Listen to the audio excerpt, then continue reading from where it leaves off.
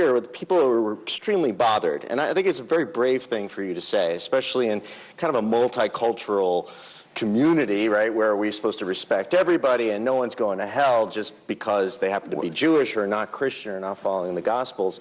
Okay. But I think you need to, or just based on the questions here, let's talk about that. Is that really fair? I mean, it's especially people who don't have access to the Gospels, who don't even reject it. They just don't get access to it.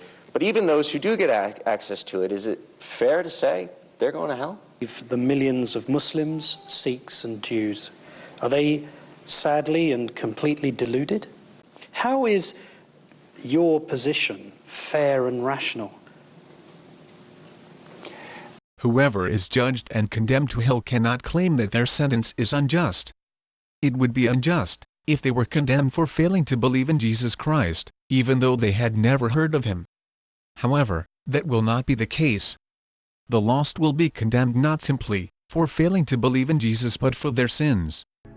God will repay each person according to what they have done, and you reward everyone according to what they have done.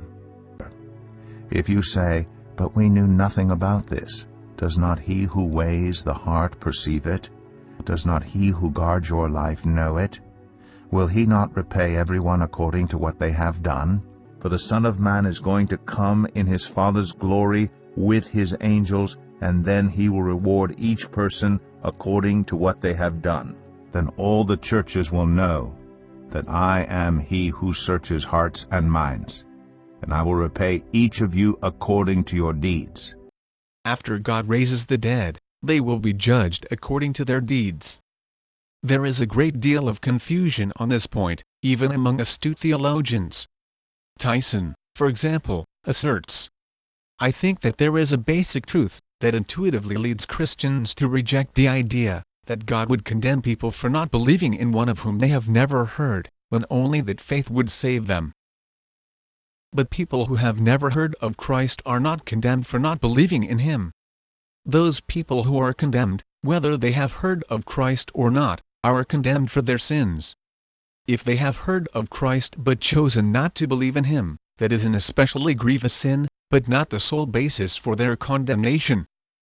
Tyson later admits that this is the position of those theologians whom he is criticizing. They defend God's justice by arguing that the unevangelized are not condemned for not believing in a Jesus of whom they were ignorant, but are condemned only for the sins they committed knowingly. By contrast, those who have heard of Christ, and put their faith in him are saved solely by God's grace through faith. Thus, while rejection of Christ is not the sole basis for a person's condemnation, acceptance of Christ is the sole basis for the salvation of those who accept him.